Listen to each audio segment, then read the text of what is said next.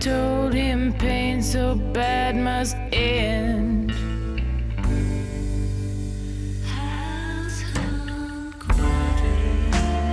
House hummed quietly, fueled with order, oiled with meaning. Stationary, silent now, dissemble.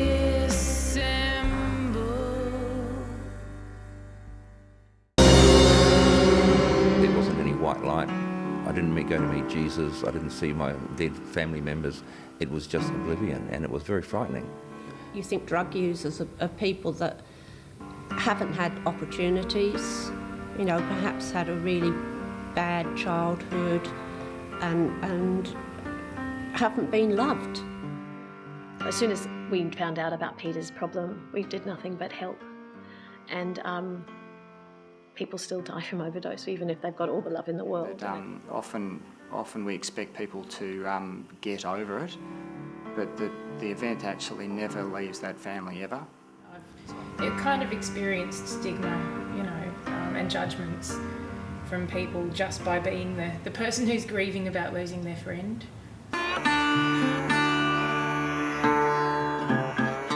He always had lots of friends and he had a fantastic sense of humour. And they've never wanted for anything, and we've always been happy, you know, there was no problems. We always used to say, you okay, you know, do you need money, whatever. So we couldn't understand what he needed this money, why wouldn't he just come and ask us for the money, you know. And all of a sudden he said, I need it for heroin. And it was like something else had taken over. It wasn't Chris anymore. This terrible addiction was this monster that had taken over my son. Everyone I spoke to that I went to see more or less wasn't giving me what I wanted. They weren't giving me hope that Chris would get over it. That it was always, oh, well, he's on heroin, you know. He's the only one that can help himself. You can't do anything. That's what I get. And I think, no, I'm his mum. I'm going to make him better. I'm going to get him, you know.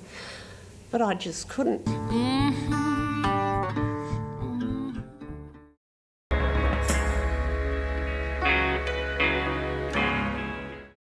Was really stylish and beautiful and wore classic clothes and would talk about being fashionable, not being trendy, and always had a beautiful haircut because he worked front of house in a restaurant.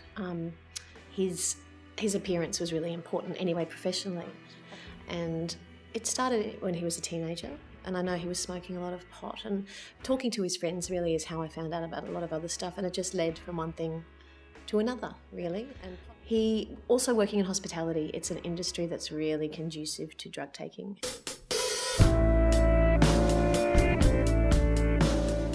He was in this sort of alternative sort of rock and roll scene. Apart from his music career, he played with Tex Perkins and Charlie Owen and Don Walker in Tex, Don and Charlie. That was another band he was in.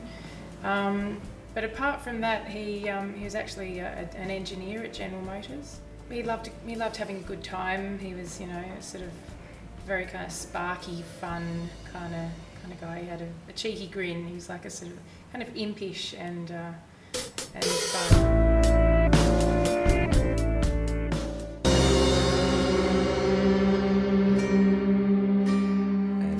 My family decided I was hyperactive and I needed calming down. I didn't know this at the time, but I had a fall. I fell out of a car, banged my head. They sent me to the doctor, and I was prescribed Valium in large doses.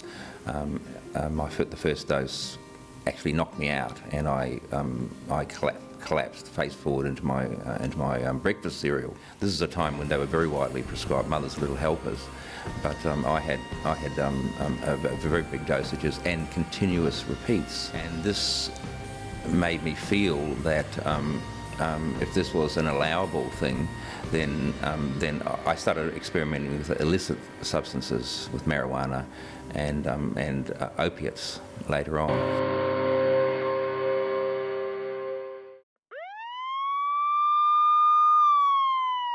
Yes, you do see a spectrum of inadvertent overdose, and people who don't have an illicit drug history, who might be recreational users once off and get into trouble by taking a large dose for them that they don't have any experience with.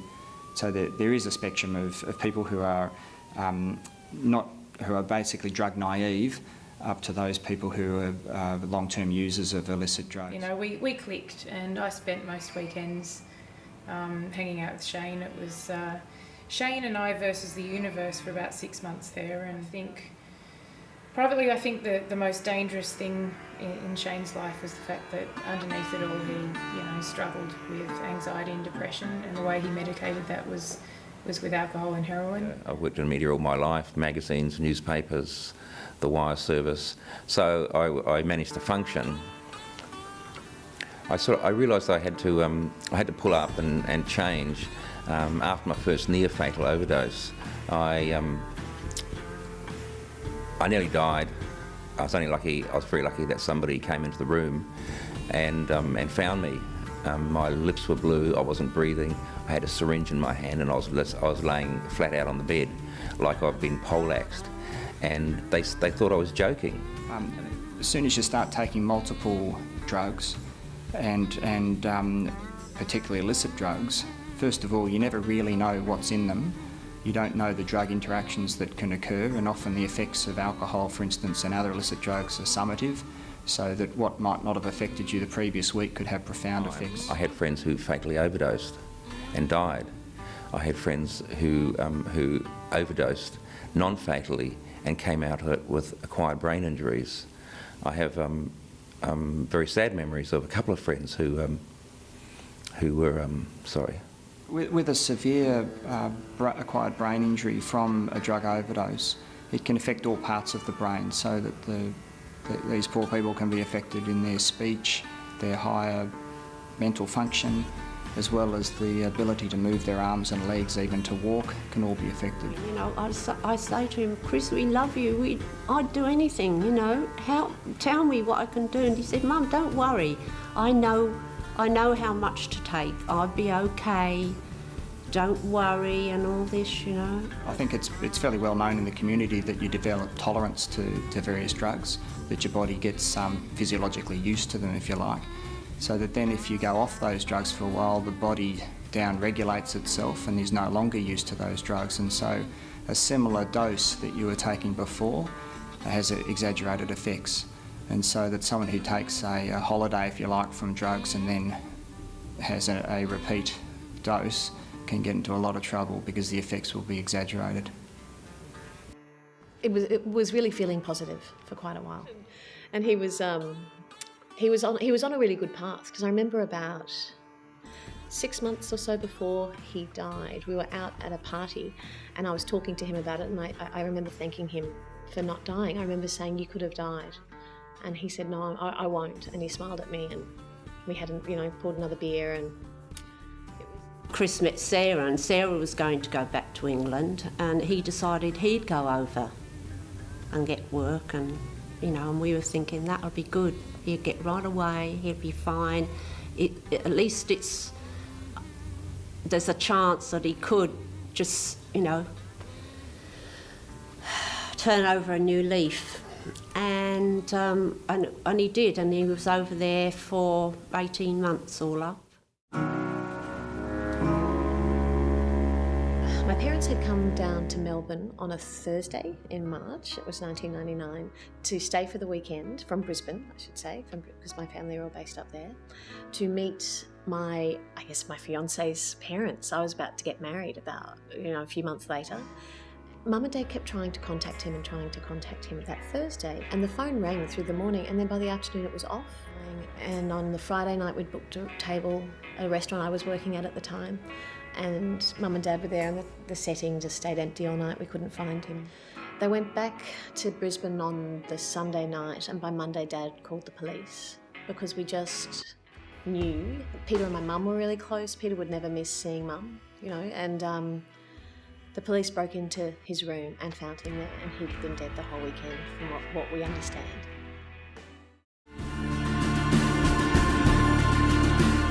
The last job he had was at this hotel in Kent.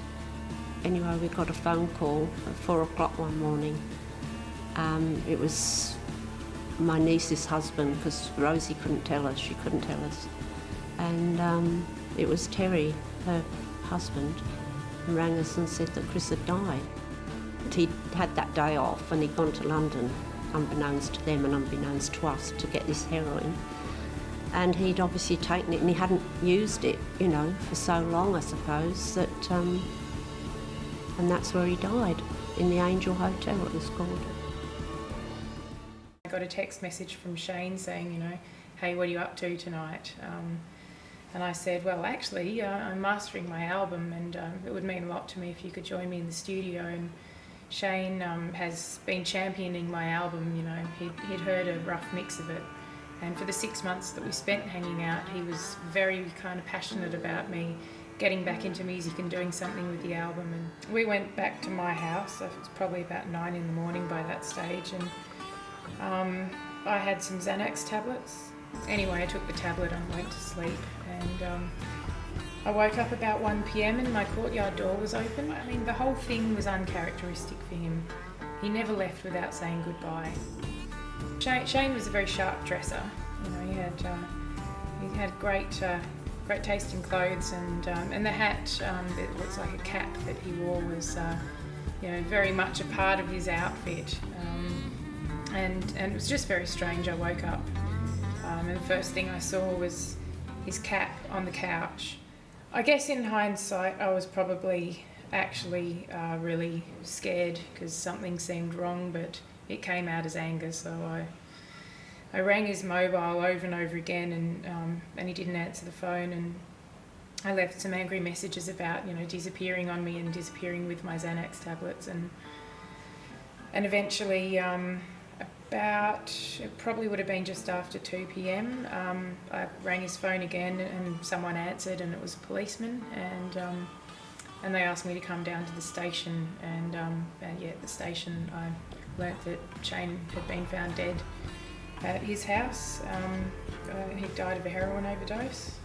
When Peter died, my parents hadn't told any of their friends, and in his prayer book at the funeral, Mum and Dad had a paragraph written explaining how he died and what had happened, and all their friends, all they said was, why didn't you tell us? You know, we would have been here for you. And Mum, just being Mum, just said, I couldn't. I just didn't want to talk about it. I wanted people to know, because I think, well, this has taken my son, and, you know, and all I wanted to do was to sort of just prevent other parents going through what we went through, you know. Yeah, so we may see multiple overdoses all through the week, but for that family it's the most important thing that's happened to them and will happen for them. And I especially think it's something that will stay with them for the rest of their lives. I think you don't ever get over it, but you learn to live with it. And I would speak on my parents' behalf to say that I think they feel that. And I know Mum, if I ever talk about him with Mum, she just says she misses him. She misses him terribly, so, as we all do. There have been too many losses, too many deaths, and not enough is said about it. These are not invisible people, they are real people. There's so many people out there like yourself that are going through what you're going through, and they're there to help you cope, because it's just hard to do it on your own. You can't do it on your own. Yeah, I think the what if scenario is probably one of the worst to deal with for people, because there is no answer to what if. You can never go back and change things, and so it probably is more difficult to deal with when there's unanswered questions. It's easy to judge people. It's easy to brush people off and make it sound like, oh, it was their fault. But to take time out and to just give them the compassion that they deserve and they need, I think that's really key. Clumsy inability sprung upon him. Reason told him pain so bad must